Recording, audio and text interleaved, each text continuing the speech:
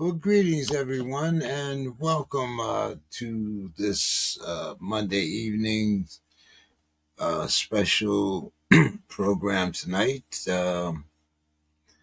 When I first originally thought about this program, it was actually a few days ago, uh, right around May 21st, I want to say. And during that time, it was all about the Department of Justice revoking the consent decrees. And this had particularly to do with cities like Chicago, Minneapolis, Baltimore, and of course, our major cities, Philadelphia, New York, and so forth. And the reason why I wanted to do this show was because I was anticipating the summer of 2025. Well, it seems like out here in California, we are already experiencing the summer of 2025. We now have federal troops in Los Angeles. We have had ICE already here in San Diego.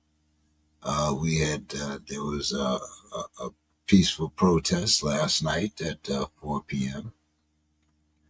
And uh, as I said, I thought it would take a little bit longer for things to kind of get out of hand. But knowing this administration, as usual, they came right out and started their thing right away. And summer is still like, 15 days away? So, anyway, I've asked some leaders of different communities to come in and talk with us. I see Brother Umar is already down in the queue. Brother Umar is actually from Baltimore. He has a program called No Hooks Before Books. And some of you may have seen Brother Umar in different things around Baltimore, always trying to do the best for the neighborhood and for the kids in the neighborhood and to promote peace within the neighborhood. As I said, no hooks before books. Good evening, Umar. Brother Umar, how are you doing this evening? Hey, everything is good, bro. Everything is real good. Mhm. Why don't you give our audience a little background on yourself? Okay, my name is Umar Marvin McDowell. I'm the founder, president, and executive director of the Umar Boxing Youth Development No Hooks for Books and Put the Guns Down, Put the Gloves Up. We're one of the first boxing programs with a legitimate education component where the boxing and the books are going on at the same time under one roof. A lot of people don't associate boxing and thinking, but to be a good boxer, you have to be a good thinker. Like playing chess, having a strategy. It takes a thinking person, to be a good boxer. And we're trying to erase that stereotype that they do have on boxers. Because most of the boxers that I know that's on a high level are very smart and very good thinkers. Now, uh, Brother Umar, when did you start your program? I started my program in 1996. Yeah, I founded in 1996, and we've been going strong ever since. We're a nonprofit organization, and we get some city funds, and we put on fundraisers, and matter of fact, we just had one of our first fundraisers that we've been doing for the past 23 years. We do a golf tournament. We have done that for the past 23 years, and we do pretty good with it. Okay. So, actually, you have been on the front lines in Baltimore for quite some time, Yeah, even before the dissent decrees were entered into right. um, the city. And you have been very instrumental in providing a safe place for kids. Also, for like as you have mentioned already, stop the violence. Um, but how do you think that this latest ruling by the Justice Department rescinding the dissent decrees for cities like Baltimore, for instance? I believe you might even be on the end of your decree. I think Yeah. so. Tell us a little bit about that because anyone that have seen watched this little television. There's also a good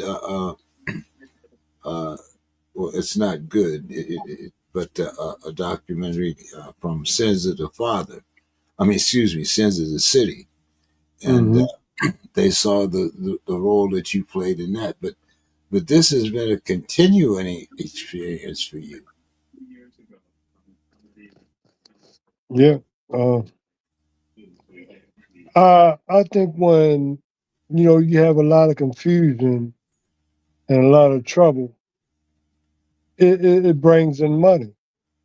So I think the system like the way things are, so they can get money in the city to the higher ups that want it, but no results is done for the money that's being channeled into Baltimore. And you know they just want to keep locking up. You can't lock them up because eventually they're gonna come home and they'll still be doing the same damn thing. You know, so it just don't make no sense. They really just don't care because if they did, you know, they would really get involved in programs and help programs that are doing the work. So we can we can take some of the load off of them. And it just seemed like ain't nobody thinking about what we do in this community, to kind of change these people frame of thought, to a positive note. You know, it just seemed like they just satisfied for all this turmoil and it's just hard. So what I just try to keep doing is just focusing on what I'm doing, and maybe somebody made it'll catch on and spread to other minds. But at this point, it just seemed like nobody cares, man. Another very disheartening fact that I, that I find with this administration, not only uh, has the Department of Justice uh, rescinded their particular policies, but now we're also trying to abolish the Department of Education. Right. Now, especially within our community, this makes absolutely no sense to me because where do you get your standardization of education? Where, what, I mean, everyone having their own standards is to me like no one having any standards. right, right. But see, basically, we need to work and teach our own kids, because the system that's out there now is not really meant for us. If we just want to be a part of that system, then we can benefit off of what they put out. But, they're trying to eliminate Black history. They don't want to know, they don't want us to know the great things that we did to build this country up and make it as it is. You Not know, just this country, not just this country, the world. I mean, right, the right, first right, the we had the first universities. right. That's right. That's right. So I'm saying it's like they just want to keep us under the rug, man.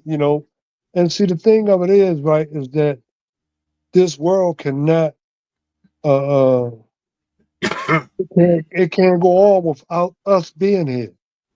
We were the first, and we will be the last. But they can't believe that. I'm saying if they eliminate us, they will die surely because they come from us. And Mm. It's just so simple, man. You know. well, once again, you've had your program since the '90s, and and you have been the blueprint, or Right, could be the blueprint for even more. right, Once again, it comes down to public funding, right. not and not just public funding, but public numbers. There Yeah, was a time when we could control our neighborhoods by our vote. right. That's no longer that's no longer true. I mean, I remember Sunday mornings with grandma and auntie going to church and the preacher on don't y'all forget to vote now and Uh, you know I mean it was like a community thing. You got together. The old folks talked politics. Us kids ran around and did our thing. But hmm. it was always about the community. Yeah, The, but the see, the first councilman, the first black councilman, the first black. What happened? right, right, right, right. But see, the thing of it is, right, is that everybody that gets elected, they want to put their time in so they can be taken care of the rest of their life. Because once you once you become a council person or senator or a delegate or whatever, you know, they will take care of you. You know, what I'm saying they'll get taken care of for the rest of their life, and a lot of them that's all they want. They just come in and they get reelected and reelected and don't do anything. But once they get out, they'll be taken care of. They'll get the pay that they were getting paid, you know, for the rest until they die. And they don't really, you know, see. Here's the thing. All right, say you're a councilman and I'm a councilman.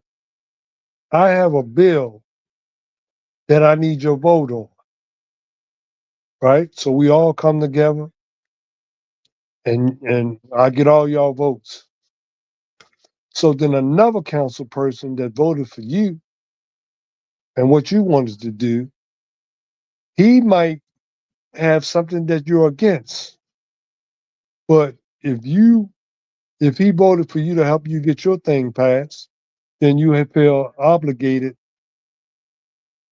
to do that. That's why nothing gets done because everybody owes something, and Everything stays the same because politics. It's always politics. You know, that's why nothing get done because everybody owns something, man. I voted for you. When you try to pass that bill, and I'm obligated to vote on whatever you have to because you voted for me. You voted on me. And that's why things don't get done because everybody, they don't come together on enough.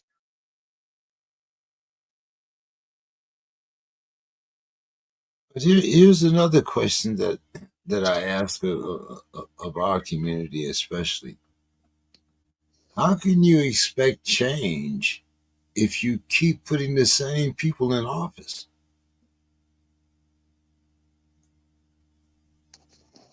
You ain't gonna get no change. You know, I mean, you keep saying that the mayor is crooked, but this is his 12th consecutive term. Yeah, You know, because you keep saying that some the kind of way. councilman is crooked, but he's been there for 20 years. Yeah, but he's a regular name. He's a regular criminal. You know, so they want to keep people in as they used to. Just to hear that name ring. A lot of times, names make a difference. You couldn't be doing anything, but your name been ringing for years.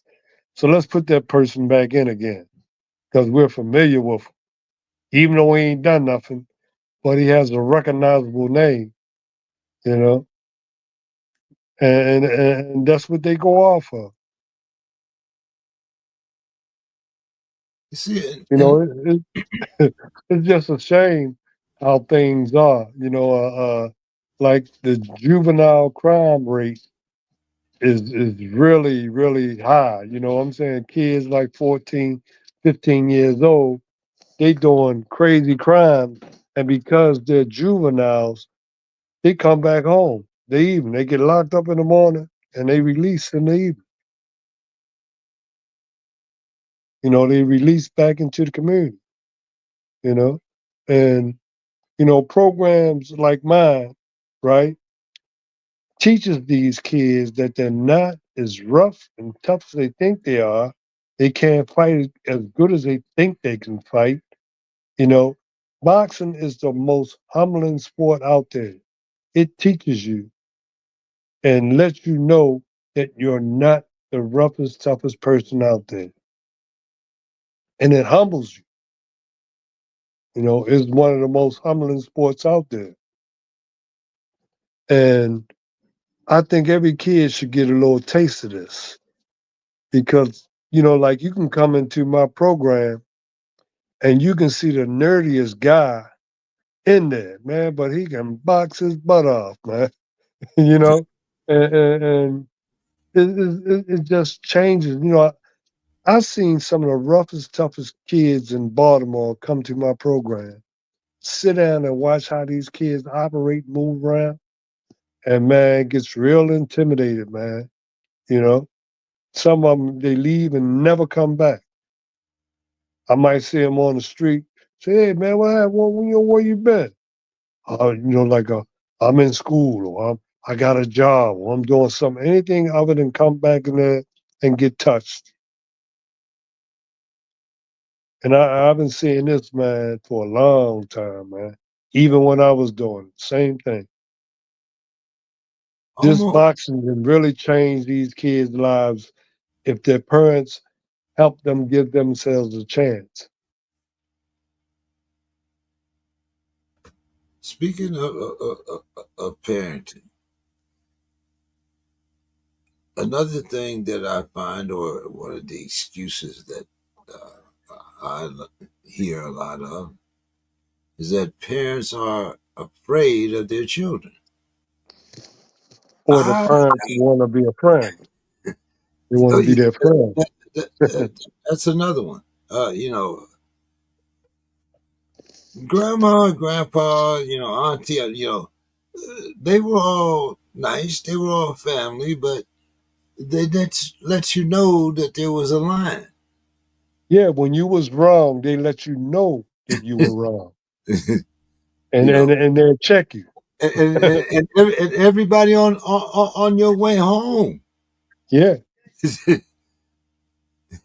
yeah. you know, That's the way I grew by up. the time you got home, Grandma already knew what you had done Uh-huh. fourth period. Yeah.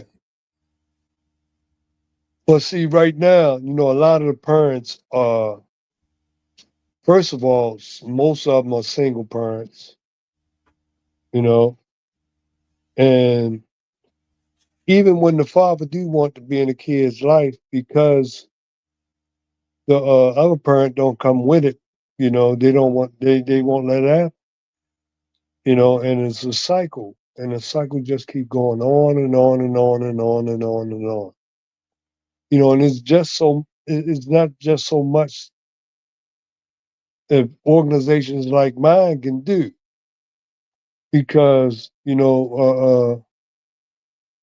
got the parents. Like I'm telling you, I had a parent that brings her kid, this boy, and she sit around, right, and watch. So one day we had him spawn, right. So he got in there and spawn, working out and stuff like that. So he was kind of scared. So she gets up. You better go hit all that trouble you was doing in school and this and that. And you mean to tell me this and that? You better fight back. You better fight back. You know. And a lot of times, I don't even like for the parents to even be in there when they do spa. You know, because it gets into a personal situation, and it makes the kid look bad. And then the kid gets out the ring not wanting to come back or not wanting to get in the ring again.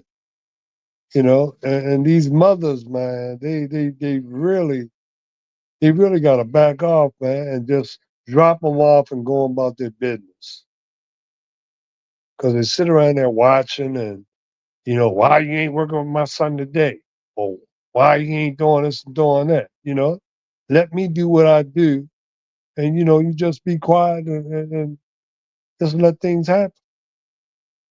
So a lot of times the parents are the problem. Heard, heard that in more than one sport.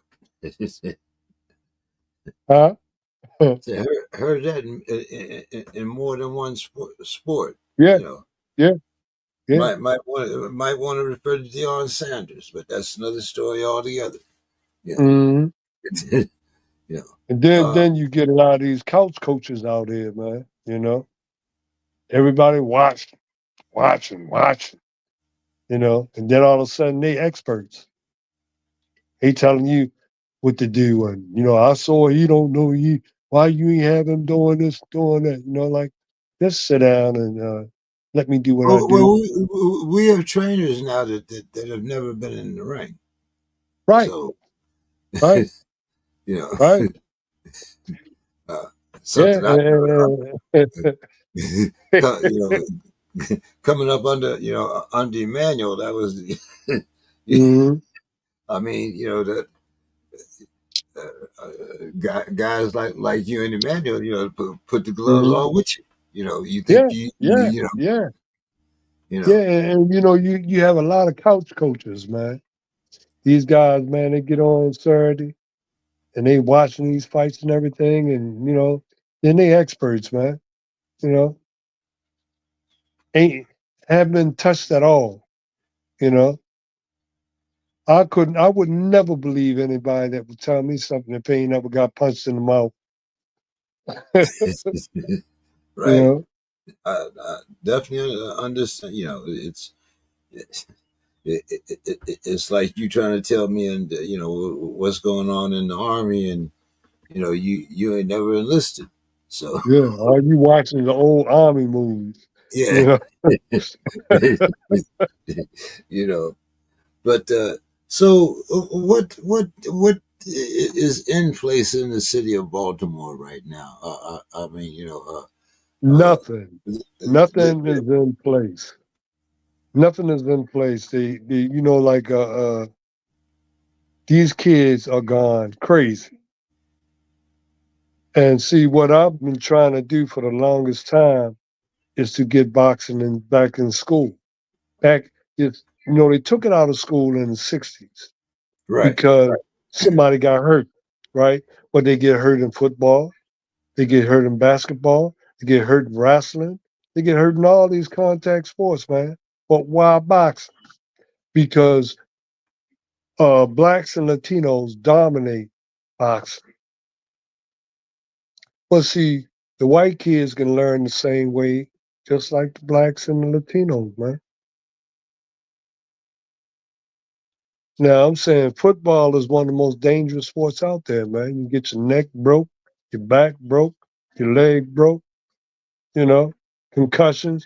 There have been more concussions in football than there had ever been in boxing. I agree with you. Someone, I played football. Didn't Yeah, boxing was not my thing, but I mean, especially coming up back in the day when like yeah, football wasn't like it is now, just like right, basketball. right, But we played basketball on the concrete. right. Football, and anything, telephone pole to Mhm. telephone pole. Yeah, You yeah, know. So you know, but you know,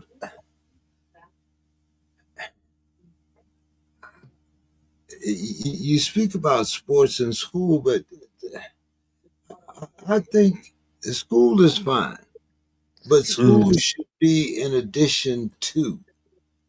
I right, think it starts at home with the parenting. You have to, right, like you said, it wasn't about being friends. It was about making sure that you grew up to be someone that made your family proud. right, It right, didn't matter. It didn't matter what Mr. Smith's boy was doing down the street. hmm, You don't bring that stuff home with you. yeah. You know, And see, a lot not you knocking the got single kids parent now mothers. that are the primary uh, uh, uh, caregiver for. I mean, if the kid ain't out there doing his thing on the street, the family don't eat. Right, right, right. But see, here's one thing too.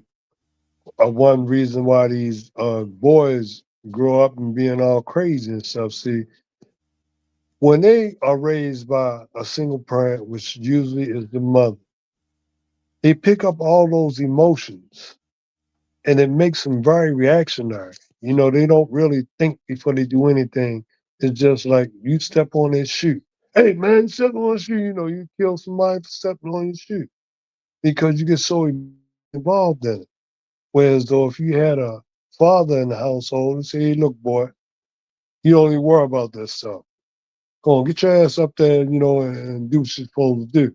You know, they don't have no tones like that. So, like some of the kids that's in my program, I might say, hey, well, what are you doing? Man, they look at me like I'm crazy, man. Like, why you talk to me like that? Nobody talk to me like that, you know? So I'm saying, we as a community at times are failing these kids, man, because, we can check them, but then a lot of times there are crazy consequences after you check them. But I always check them, man. I don't care, man, because if they don't know, then how will they ever know if you don't say anything to You know, them?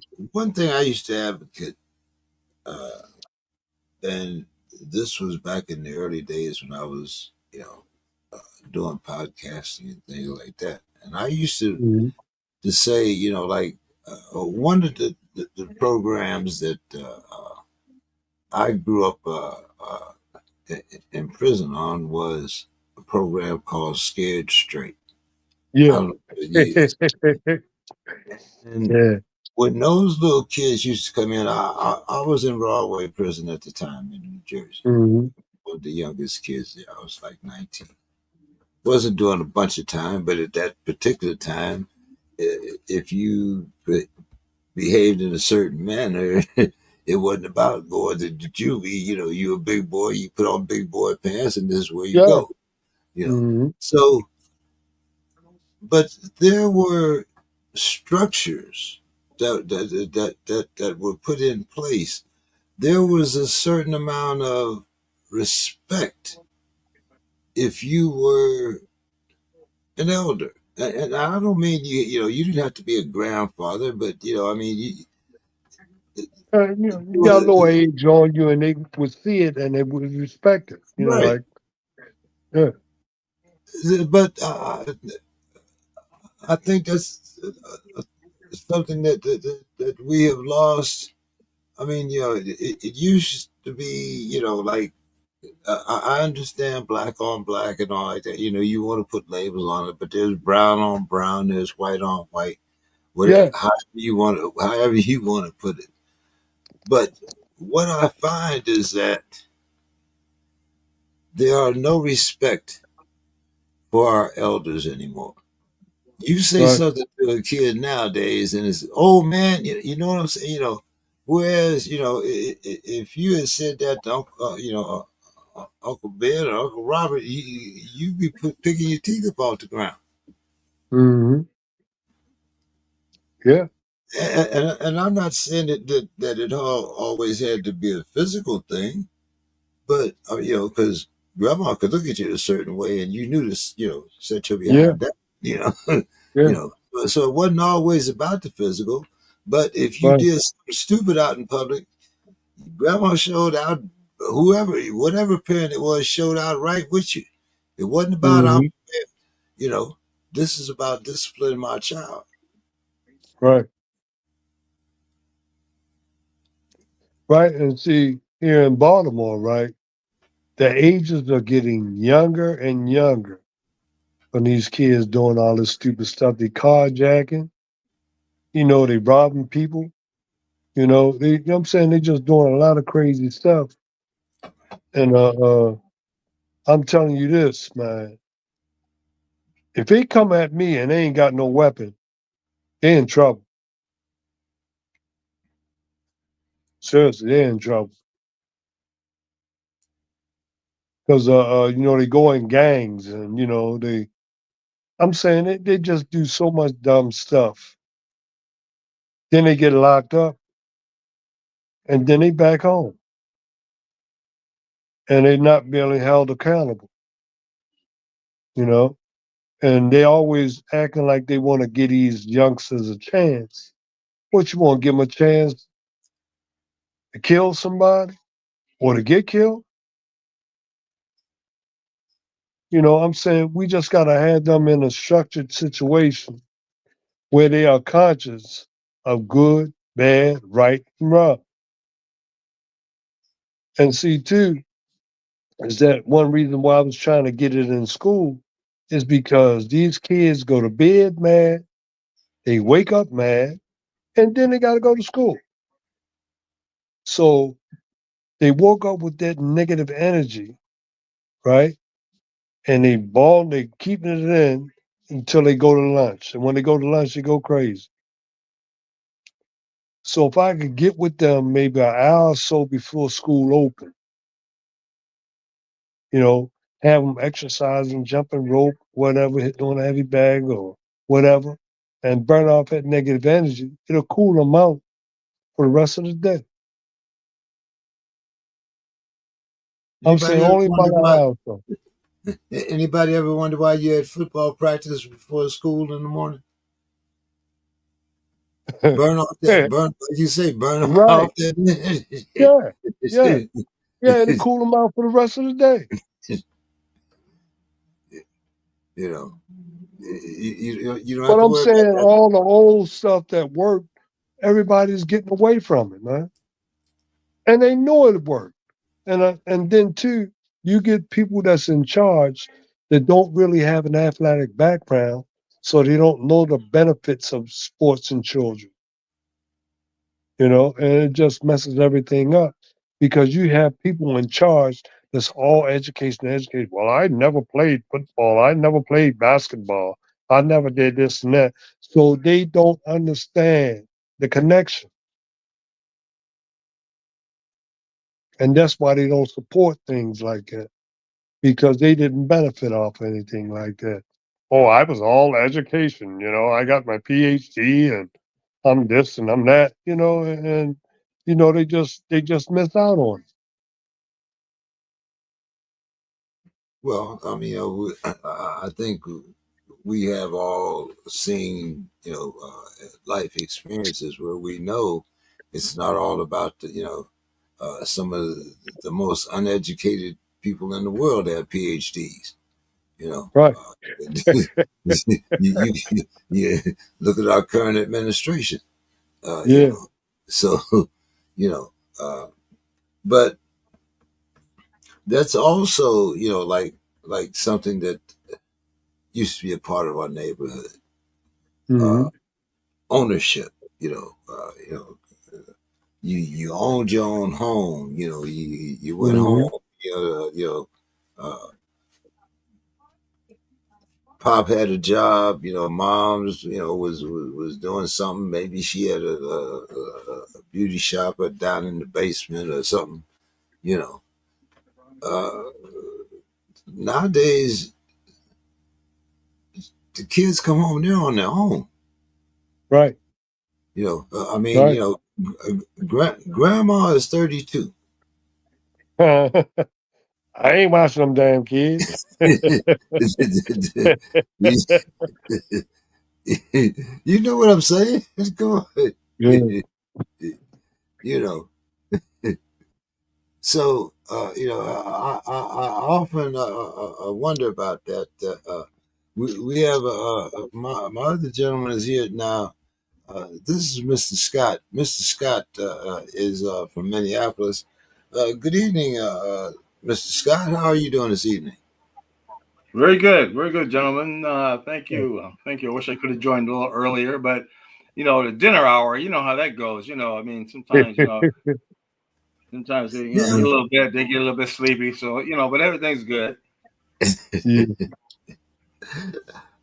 This is brother Umar. Brother Umar is from Baltimore, and Yeah. we were talking about the Department of Justice and how they have ended their dissent decrees. Your mayor, in particular, got up, the mayor of Minneapolis, and said that things weren't going to make it wasn't going to make any difference because they were going to go on with their programs.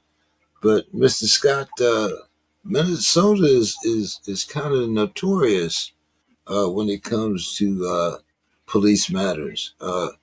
How fearful are you with about this Department of Justice revocation of dissent decrees? I don't really know what to think about it. I mean, because when Mayor Fry says, "Well, they don't, we're going to go on with our thing," but they've been failures. They've been abject failures. They're going to go on with they're just going to go on with what they've been doing. I mean, so I well, I don't know why it takes someone to say, okay, I got to call the father to come in and tell what to do. I mean, you're grown folks. You got a police department, you got county attorneys, you got politicians, you got everybody there, and you can't figure out what to do. So then it's like the feds have to say, well, you're not doing it, and we're going. It's just to me, it's a circus, and I really, for them to say, so now we're going to do what we were going to do anyway. It's just saying we're going to keep the same old, same old. That's not saying that they're going to improve anything. It's not saying that they're going to do any better. So, it's almost like nobody just wants to be held accountable for doing the right things. And I think here, I mean, we're seeing the same thing going on. We're seeing a big thing in LA, out in your state, James. Yes, sir. Uh, And we, we had a people, demonstration right here in San Diego last night at 4 o'clock. Uh, because we've had so many different ice raids around. They closed the uh, uh, mid East, mid African restaurant uh, over the weekend. They raided a couple of Italian restaurants, and of course, we have our Mexicanos out here. But Of you know, course, all through California. But see, people are frustrated. They're just frustrated about the way things are going. And why target? You go to California and you're going to target, Mexicans or Hispanics or Latinos. I mean, this is their country. I mean, you're going to target them. I mean, it makes absolutely no sense. Yeah. You're going to target them, and so why don't you target the people that are doing wrong? I mean, we have people here in Minnesota that have come from, I don't know, Honduras, Ecuador, whatever. They stand on the street corner with their drills, with their things, and they want to work. They want to work to make money. They want to.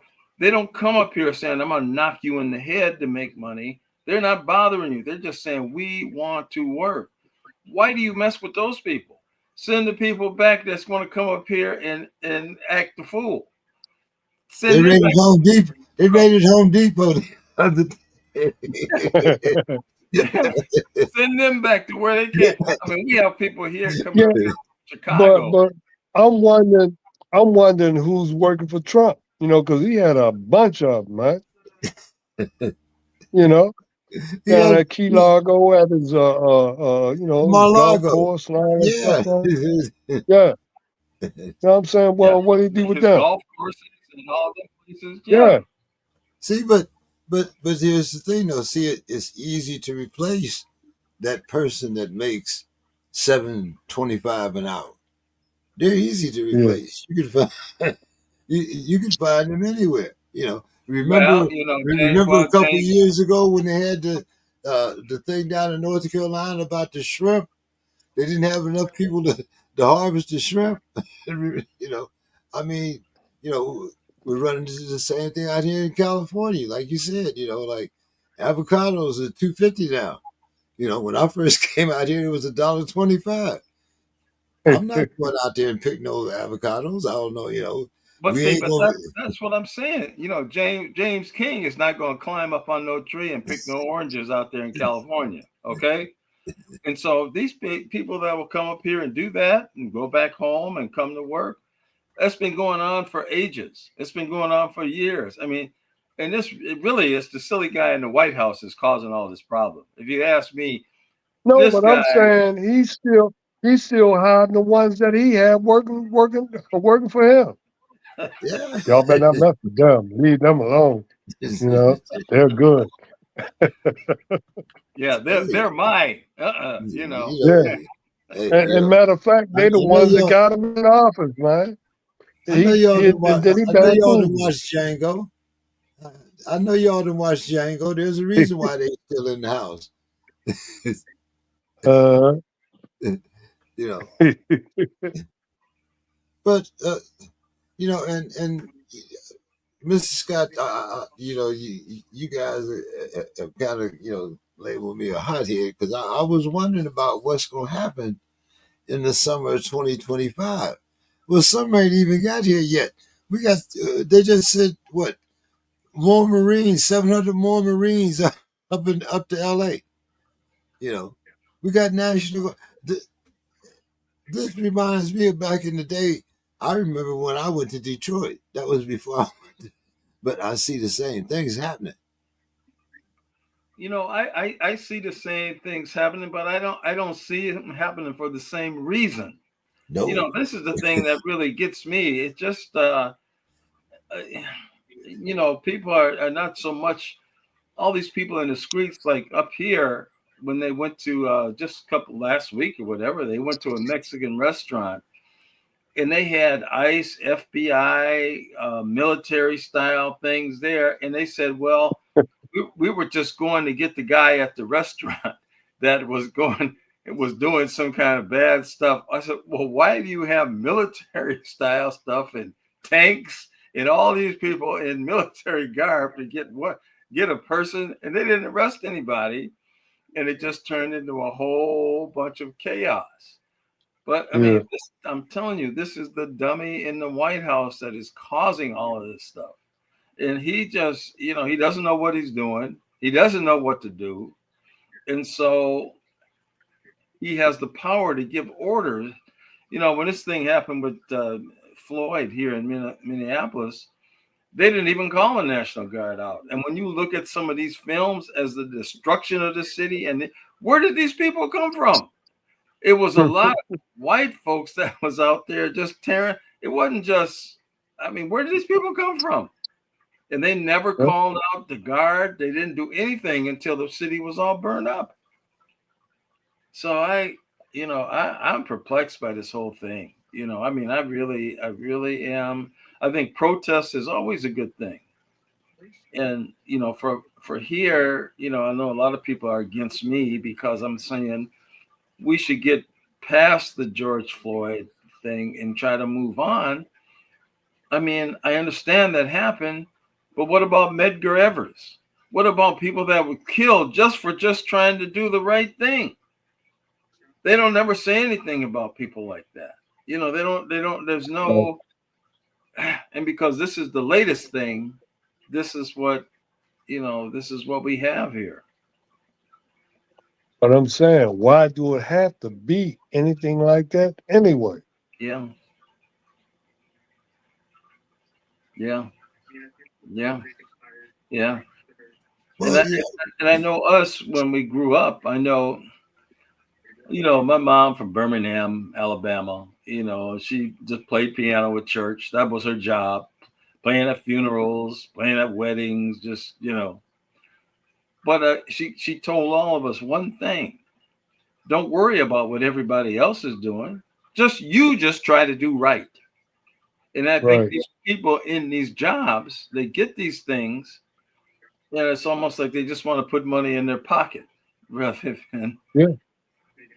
Yeah, they want to stand there long enough to get the pension, yeah, yeah. you know, so they can be taken care of for the rest of their life.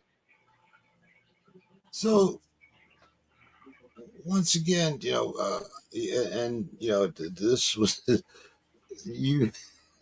Uh, I know it's not funny, but you had mentioned a story where the former gang members or former, so-called reformed members of the gang community were supposed to go down and help educate these young kids and talk to the young kids, and they get in a gang fight with the gang.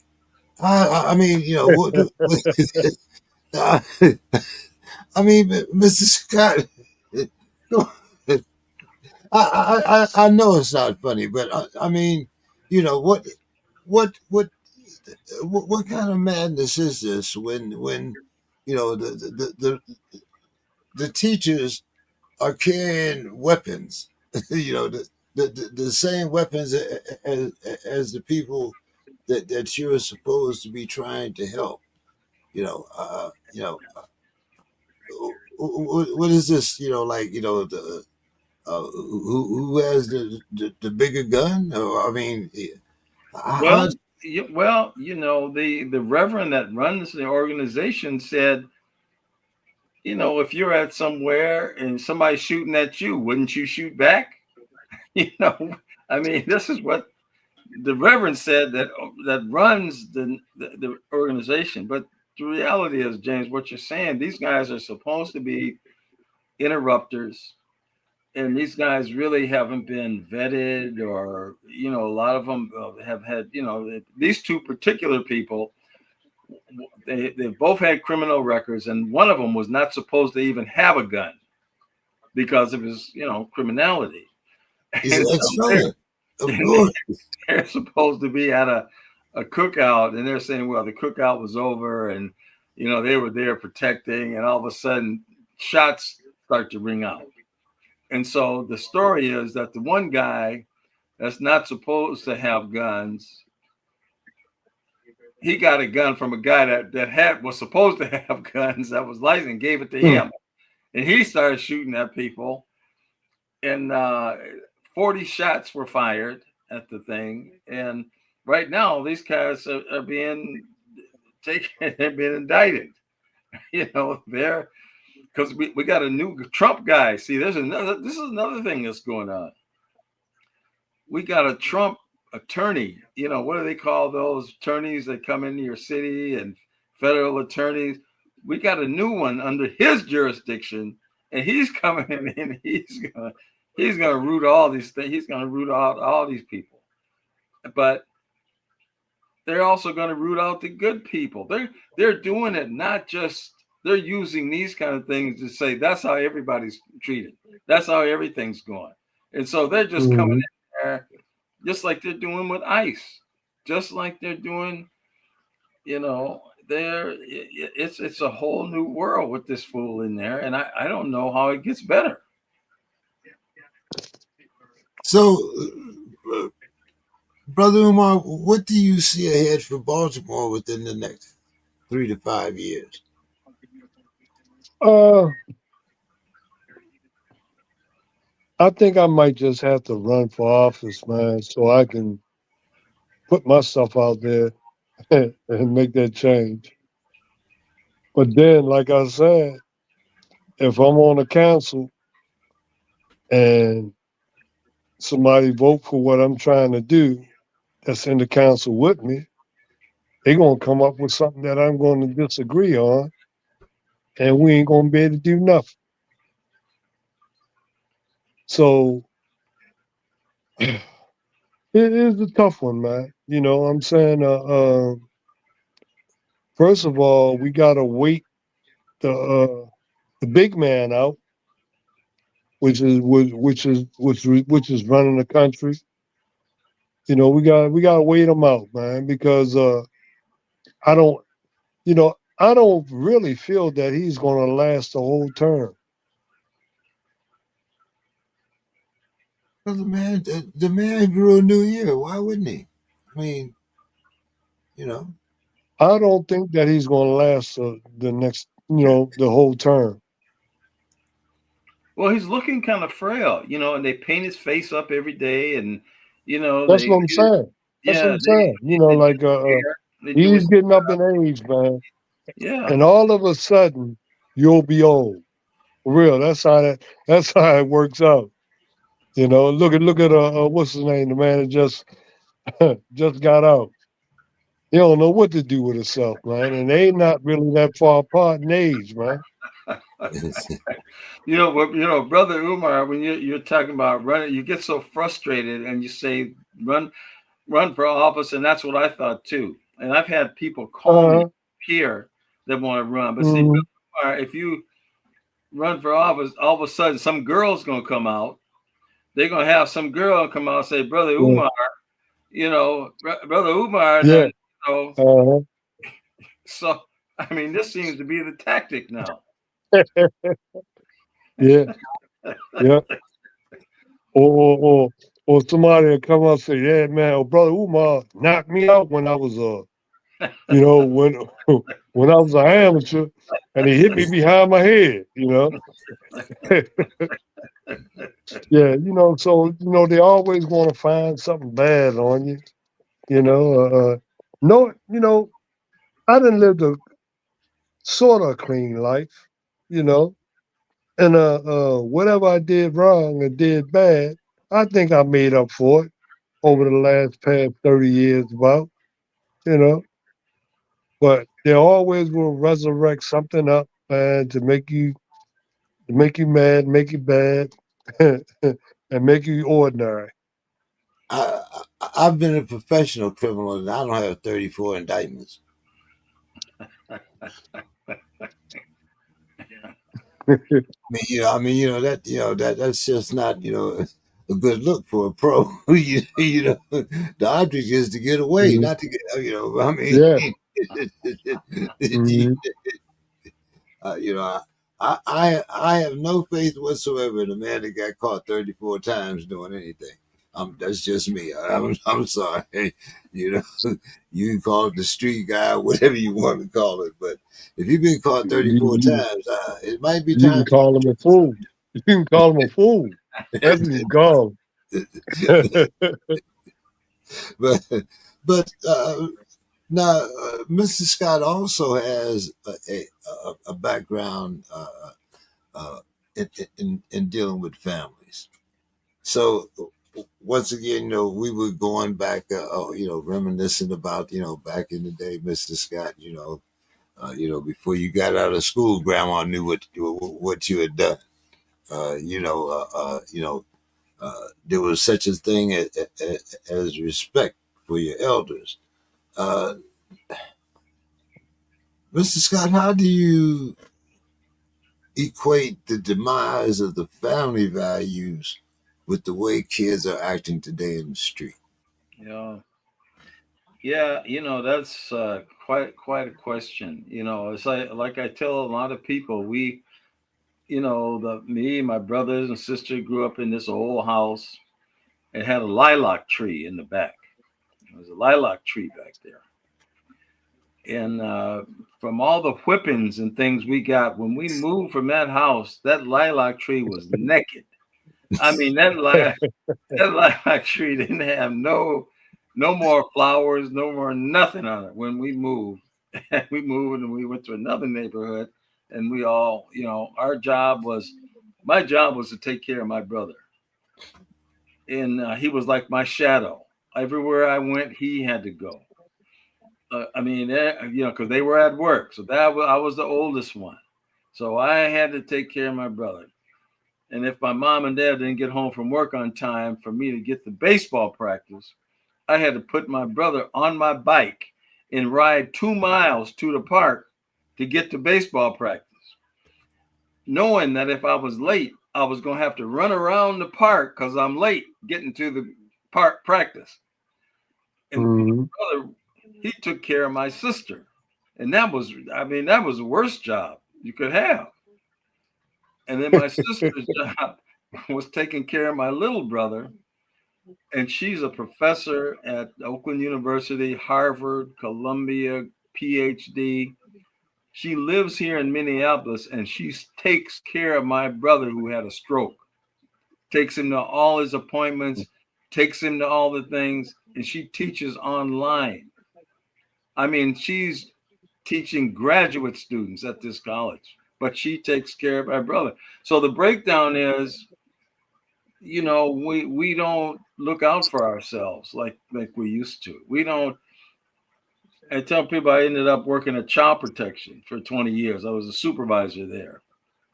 I had Mhm. never heard of child protection. Well, I wish I had known about it. I'd have called them on my grandma. I would have called them on them. The way they Grandma, the way they were working me Grandma over used to give me the phone.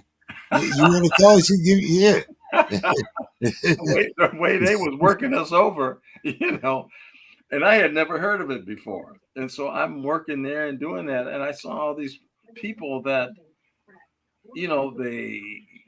they got all these kids, different guys. Their families were so disjointed. They didn't know who was in charge of anything. They couldn't keep their housing, and they're always moving. The kids have to change schools or don't go to school. I mean, it was such a mess that how did we get here? James, I really don't know how did we get here, because at least when we didn't have anything, at least we had some respect for ourselves. At least we have respect for us, no matter where they put us in all these neighborhoods that were run down, that people had left.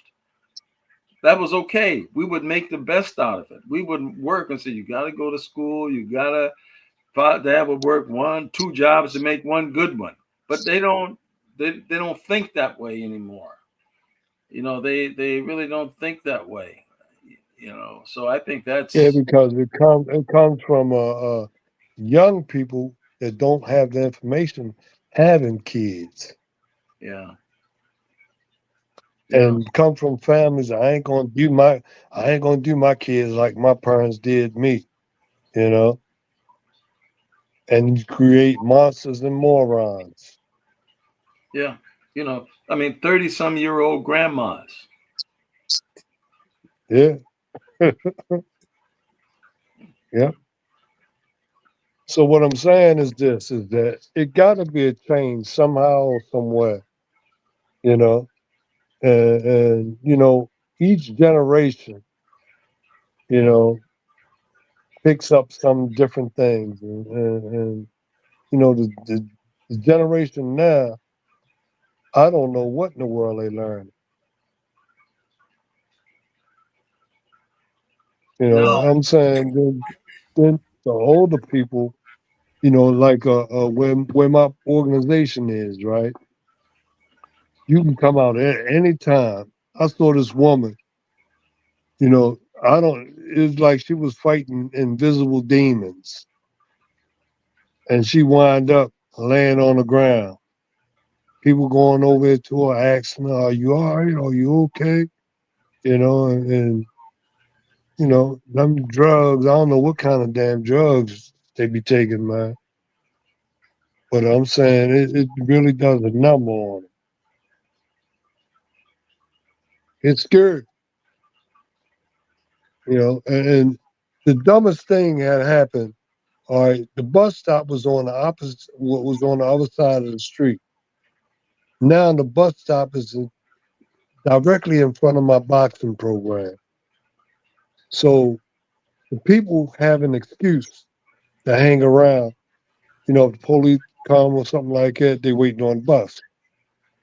So, I'm saying the kids that come to my organization have to finagle their way around all the drug addicts, the drunks, and the loiters, and we're over top of a pawn shop. So I'm saying every day I have to sweep my front every day. And I saw the senator and I told him about what's going on, right? And man, he looked at me like I was crazy. So what I'm saying, he saw it. It's in his area. And the excuse that he gave me why they put the bus stop there? Well, it was a red light where where the bus stop was. So what they did, they moved the bus stop across the light. But there's another damn light at the next corner. So I'm saying, how is it speeding up the buses when you have a red light at each corner? Another thing, Mr. Scott, and Brother Umar, I guess you can talk about it after Mr. Scott. But Mr. Scott, Mm. you have a certain part of your city where police don't patrol or take any responsibility for what happens in that area. Uh, has there been any change? no, and that's the area that they call George Floyd Square, and we've had a bunch of people that have well, they've actually taken over that area. And I live maybe about a mile from there. I walk over there, and the big thing about that is, yeah, the police won't go there.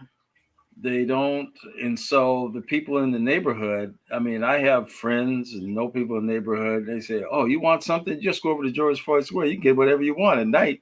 As soon as it gets nighttime, you go over there and get." They have found bodies over there. They have. But these people have taken over the area, and I think they've gotten money. And it's a very interesting thing that's going on with that. And because I have a personal thing about the Floyd thing, because I really feel they should open up the street, clean up the street, get back to some semblance of normalcy. Not forget what happened and what the police did, and still hold them accountable for that heinous act. But again, you want to hold people. I mean, like I say, people like Medgar Evers, people like real freedom fighters, I understand. But, George Floyd was just in the wrong place. I mean, his family was paid. I mean, and these people continue to use that as some spectacle to keep that area hostage. Which the businesses have sued the city because people don't go there. People don't, and then there on the weekends, people come in town, and for some reason, somehow they're advertising that this is a tourist spot, and people come there and take pictures, and they shake the people down for money. And, I mean, it's just it's an unorganized. I really don't understand what the city is being held hostage by that, and the politicians, the police. It's almost like they're just afraid to do anything, just like they let the whole city burn during that. They were just afraid to step up. And I'm still amazed when I watch some of these movies of where did all these people come from? They're tearing up the city. These are not my neighbors. These are not the people that that we live in the neighborhood. We're not out there burning and looting everything. Where did all these people come from? And I think there's something going on in these cities that maybe we just don't know about. That it's almost like the great Booker T. Washington said 100 years ago. Well, the race fighters really don't want to fix the patient, because if they fix the patient, they wouldn't be able to make their money. They wouldn't be able to. So they want to keep it the way it is. And I really think we're in a cycle where, like, Brother Umar is saying, where his business is, they should clean that up. They shouldn't allow somebody's doing business there. You pay taxes to the city. We pay taxes. They should not allow these areas to deteriorate like that. They shouldn't allow all this graffiti and all of this stuff. But they don't, they say they can't do anything about it. Oh, it's too hard. It's just we got to get a new politician. We got to get a new person in there that does the same thing. I mean, it's I don't get it. I mean, I really don't. I tell you, when through a fluke, I was born in Chicago. My dad was from Chicago, and she talked my mom to go into Chicago for Christmas. He wanted to go take her back to Chicago. She didn't want no parts of it. But we would go to Chicago all the time in the summertime, spend the summers there. And I could walk around the south side of Chicago. People like Ernie Banks lived right by my uncle. South side of Chicago, I could walk around, go to the store. And as I got older, you can't go to the store no more. You got to take Ronnie, the older brother. Ronnie got to go with you. They had bars on the store.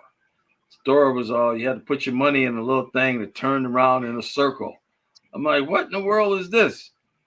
And that's what's happening all around the country now. This deterioration has been allowed to just, I don't know, continue in all of our cities and everywhere we live. And I've been to Baltimore. I got a good friend that lives out there in the Baltimore, D.C. area. I mean, I love the area out there, but I couldn't move out there because I couldn't afford to live in a safe place. I mean, I don't know, you know. So I don't know the answers to this. I mean, you're certainly not going to get any answers from the guy in the White House now.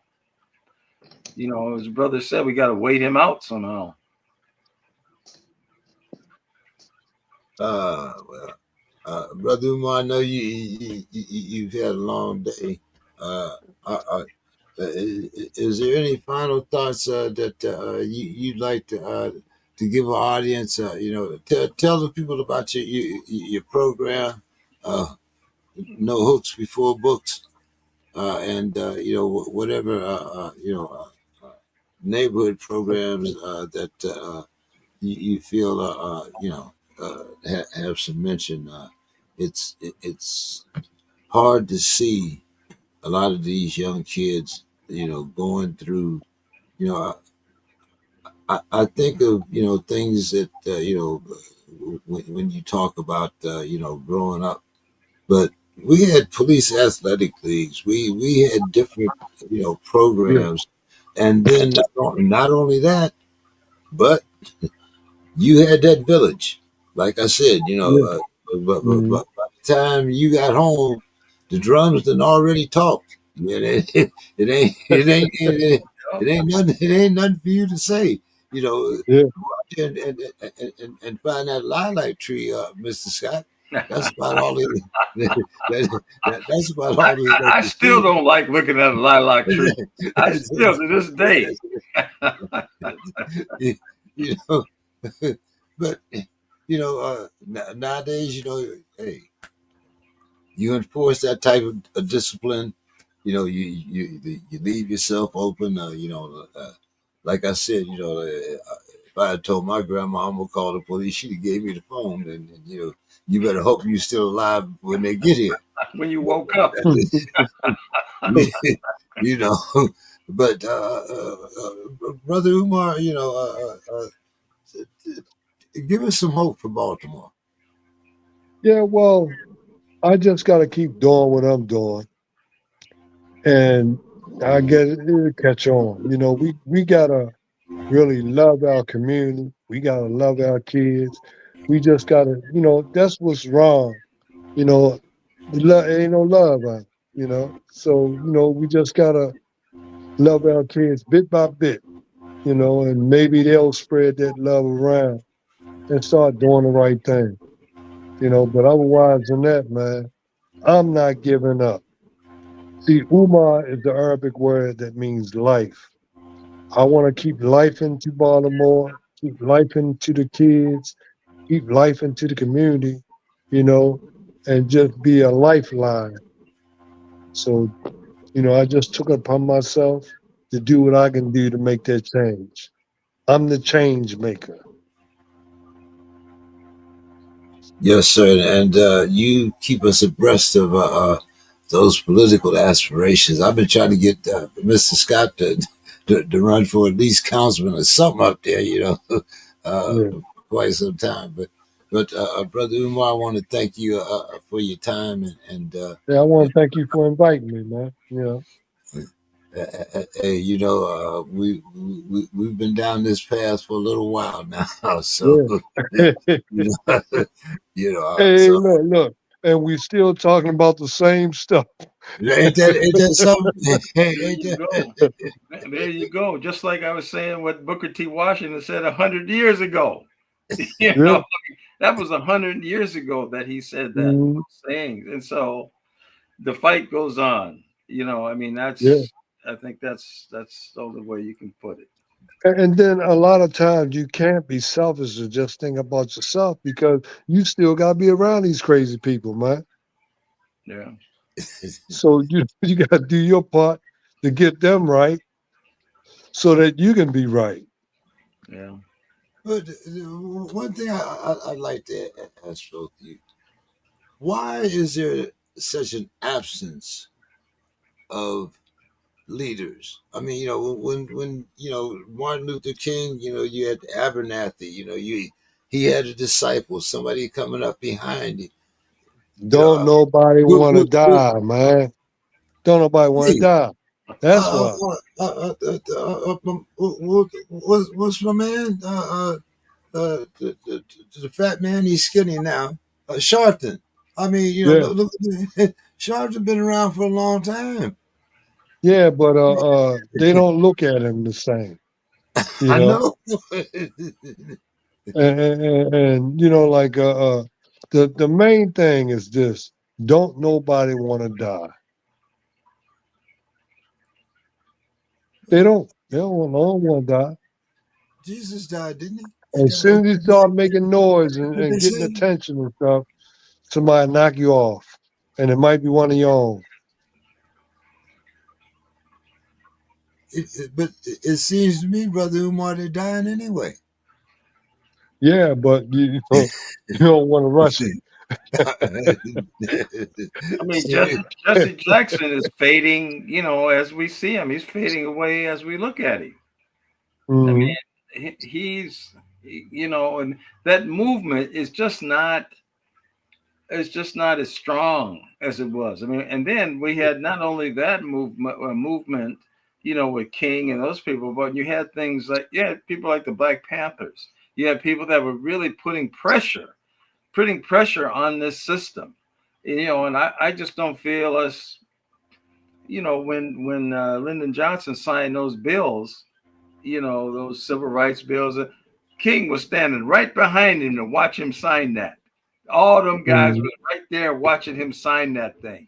You know, Mm-hmm. we just don't have that type of leadership. That's has that kind of. You think somebody's going to get up there and tell Trump what to do? You think what? You think that they're going to be able to do anything like that? Tim Scott? What is Darnold? What is that other guy? I can't think of his name. Darnold? What other? They thought they were going to get positions. They didn't even get. They didn't get no position. They don't. Yeah, they didn't get no position. But that's what is missing. The leadership, so that we have some power too. That we have a voting block, and we have that they used to have to cater to get those votes. Now they don't care anymore. Then now they probably even manipulating the vote things. So that, Yeah. They got their ways of doing things. yeah, Because I don't see how nobody voted for him in the black community. That's what they say, but they still got him in. still got men. Yeah, yeah, I mean, who ever heard of like not being able to give somebody a drink of water while they waiting to vote? You know, Grandma used to carry sandwiches. You know, I ain't kidding. Come on. It, it, the neighborhood. My auntie was she was an elder woman back in the day, and they used to have dinners. People come over to the house, talk about what's going on. I mean, of course that was Martin Luther King and all them, and I mean all the women, they loved it, some Martin Luther King. But I mean, but Yeah, I'm just saying you had those type of charismatic leaders. You had Snick Carmichael. I mean, yeah. not, And I think he's still in jail it's, to this day. I heard. so it just seemed like to me they think of politicians as being like preachers, man. Wow, Yeah, wow. That's, yeah, yeah. It's really kind of coming down to that when you really yeah. stop to think about it. Yeah, hmm and they don't want to go to church, so you know they hear a politician talk and they hear a preacher talk. You know, sometimes they're saying the same thing, but not using God. they're the guy. Yeah, well, yeah, yeah, yeah. Hey, I really fear, for our communities this summer. Like I said, it's already, it's just the beginning of the June. We've had National Guard troops deployed. We've had Marines deployed. So I mean, if you are talking about, a George Floyd Square situation, or maybe, a situation in Louisville, are we to expect more bloodshed during the summer? yeah. You know, And see, here's what's going on in Baltimore right now, as I speak. There are kids with hundreds of bikes riding together, stopping traffic. Mm, They blocking traffic, and I'm saying they riding bikes, mm, they riding motorcycles and mopeds, and I'm saying they messing the traffic up. I was coming home today. It was a bunch of kids on bikes, mm, maybe about 50 to 100 bikes, riding in front of you. They blocking traffic so all of them can get through and stuff. So I don't know what's going to come out of that, man. Anything heading up there? Any sparks? Any smoke up there in Minneapolis, Mr. Scott? Well, yeah, they had some support, like I say, some raid that they said it wasn't an ICE raid, but it was military and everything. So it's all simmering, and before I get out of here, I want to show you something, both of you. My granddaughters, talked to me, wanted me to take them to McDonald's. And so they were talking about it all week. I said, okay, we'll go to McDonald's. I'll take both of you. And it's like they were kind of plotting. I mean, this girl is 5 and this other one is 8. Okay, so we go to McDonald's and they want this Happy Meal with certain things. But you get there and they have a kiosk. You got to push all your buttons in. And they wanted to Yeah. push all these buttons and order everything on the menu. I said, no, no, no, no, no, no, no, no, no. We're not going to do that. We're going to talk to somebody and get what you guys want. We get the Happy Meal. So we go get the Happy Meal, order the thing, and then the lady said, "Do you want double fries?" I'm like, "No, you get fries with the Happy Meal, right?" So no, we don't want double fry. And I just ordered a hamburger and a little fry, just to be with them. Okay. So they get their meal, and all of a sudden they're eating my fries. I'm like, "You guys got your own fry. Why are you eating my fries?" And they didn't say anything. They just stared at me. They just stared, and they're eating my fries. I said, no, because their fries was this little size of this thing. I don't know if you can see how little this. I I mean, can see like a it. little toy, you know. So they knew that so they ate my fries, then they ate their fries because I didn't order two of Yeah, these. I that's mean, why this I thing, say you want double fries. that's what they say you want double. And this thing holds like 5 fries, five, Wow. 6 Wow. fries in this little bitty thing, Oh, man. Yes. Okay. And so then they want to go at the little play thing. They got a little play thing.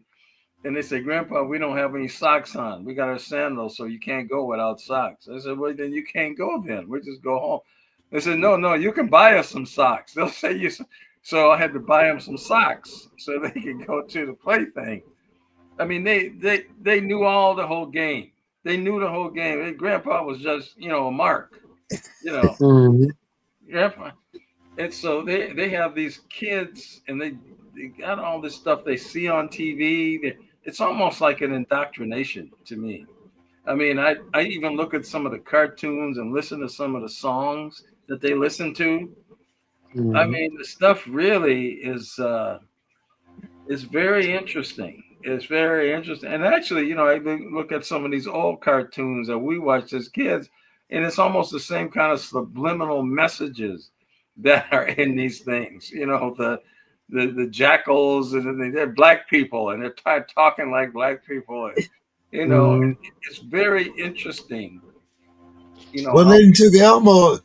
Elmo is gone now, right? Yeah, Elmo and Big Bird and all of because they didn't cut out NPR and PBS. yeah, yeah, So yeah, you know. yeah. But Oh anyway, well. Hey, gentlemen, I'm glad you were able to give me a little bit of your time there and talk about what's happening in your city. yeah. Mr. Scott, any final thoughts for our audience before we let you go? No, only that we had a documentary for the premiere for our documentary film was this last Saturday, and we had a lot of people. I was really surprised. It really went well. The mayor of St. Paul, his mother, and just Steve Winfield, Dave Winfield's brother. He was there, talking about growing up in St. Paul and how they played baseball together. And so yeah, that's hopefully I can be able to distribute this to people so they can see our documentary, which focuses on being a success in our Mhm. communities. That there's still a pathway. It's a difficult pathway now, but there's still a pathway to be successful. And so hopefully we can hand off to people and they can kind of see us as a point of reference to be a success in your cities, in your town, with your families, and get back to some of the basics. Not go back so far to the lilac tree. We don't want to necessarily go back there, but we, but sometimes it might be necessary for some of these people. Yeah. Um, so yeah, that's the thing. We're real excited about that, and we're working on getting a preview out so people can see the preview of the documentary around the country. How's the sales on your book? Book is going well. We're both the books, Black community books, are doing well, and we're almost getting to a point of doing something else. People have talked to me about a magazine, a monthly. It's things are so different now. Things online and as opposed to print media. So but we think our message is worthwhile, and people seem to be interested. So I don't know. Do they even have Ebony and Jet anymore? I don't think. I thought it Yeah, was they still online. have. They still Yeah, have. yeah. I saw an ebony. I haven't seen a lot of jets, but I have seen a few ebonies. You've seen magazines of Ebony? Yes, yes, Okay. yeah, Mhm. yeah, yeah. They're not the big ones like they used to be. They're a little smaller now. Yeah. Yeah. Yeah. But yeah, you can still get an ebony. You can still get you can even still get a subscription. I'm not sure about jet, but you know, wow, Mr. Scotch, you took me way back to the jungle there, jet Oh yeah. magazine. I used to go right to the Jet and open up the middle page. I I'm mean, telling you, there I you used go. to go right to the middle. Yeah, Yeah, ebony came. I got a documentary coming out that we've been working on for the last couple of months, about boxing. But I have a short documentary called Fighter by Nature. You Mm, can you can check it out on YouTube okay, called I'm gonna write that Fighter down. by Nature. Fighter by nature. Yes, I will Uh-huh. check that out. Yeah, All it's right, just talking gentlemen. Hey, about. Hmm. as I said, thank you so much for your time, and I hope maybe we can have a much more pleasant discussion, and my premonitions don't turn out to come to any fruition. But hey, Well, we gotta keep talking about the hard, real, true stuff, man, and just get people are people on board that can try to help do something about it. You know, well. or I mean, doing something about it. just little, hopefully, like little conversations like these will plant seeds and Right. help them grow. I mean, uh, I know, we're a bunch of elders sitting around, and for the kids, you know, what's them old folks talking about? But Hmm. somehow or other, we have to create a change. I, Yeah.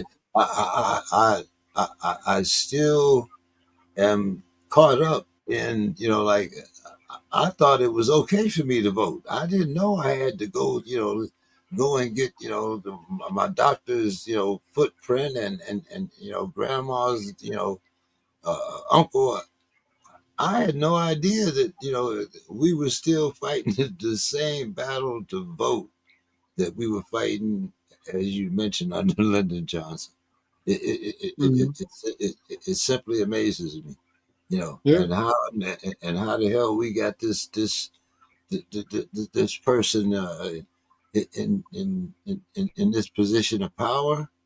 I don't understand how we let this happen, and I'm not Well, just talking about us.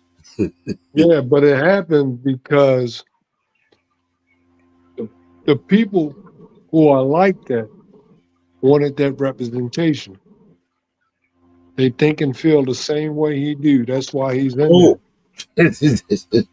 precisely. I mean, this is, and it's diabolical the way that he got the two terms. I mean, usually when you think of a president having two terms, they're back to back, and he gets Hmm. the thing done under 8 years. But now, as I say, with the way that this man is has manipulated things, he has the ability. to appoint judges now when he's 80 years old that'll still be in power 20, 30 years from now.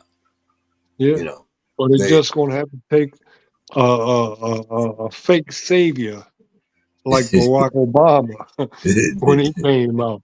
You know, he bamboozled us, man. You know, and he really didn't do anything. You know, he talked about what he would do, but he well, didn't he really didn't. do anything. He really couldn't do anything because I mean, when the man came in office, the first thing the two white folks said was, "We ain't gonna let him get nothing done. We ain't gonna let Right? him pass nothing." Yep. You know, and we,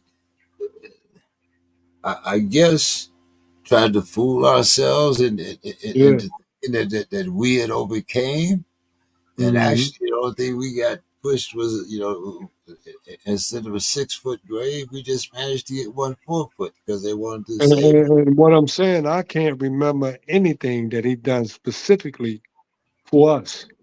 Yeah, yeah, LBGTQ. I mean, But, yeah, he did. uh, But these people that now, was that went amongst everybody. and this It guy, wasn't these for us. fools now that voted for Trump, now he's trying to run them out of the country. All Yeah. this Latinos for Trump, Latino.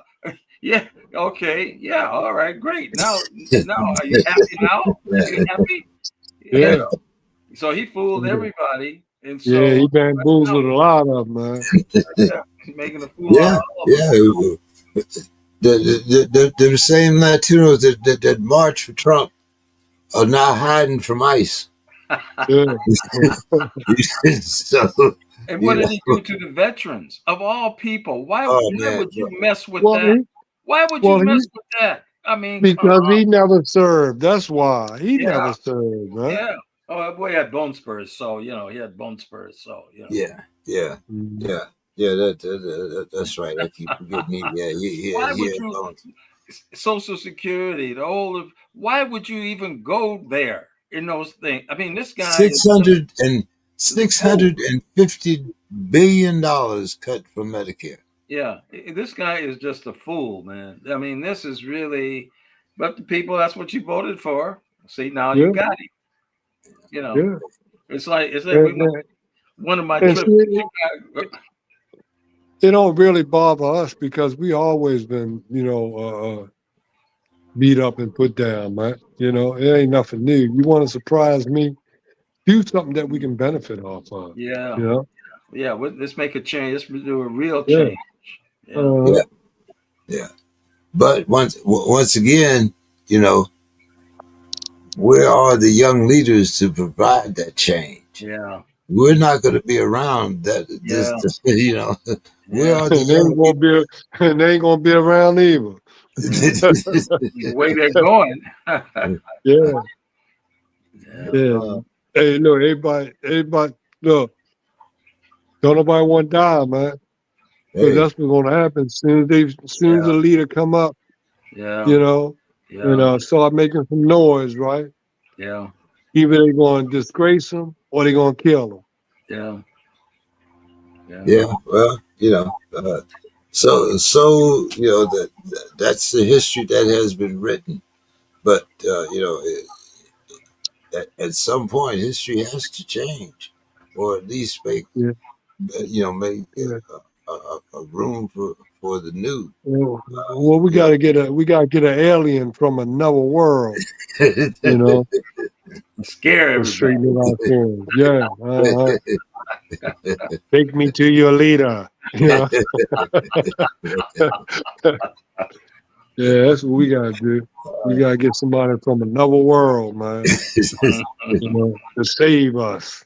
Because the people that we have here, man, everybody's scared, man. Nobody want to die. you know, Don't nobody want to die. Yeah, stop waking up in the morning. That's all you got to do. Stop waking up in the morning. Yeah, So you know, you can't be scared of living and scared of dying too. That doesn't yeah, that but don't work. if you don't. But see, the thing of it is that you don't want nobody to do it for you. You want it to come natural. You don't want nobody to do it for you. Well, I, I, ain't nobody came back and told me that they knew any difference.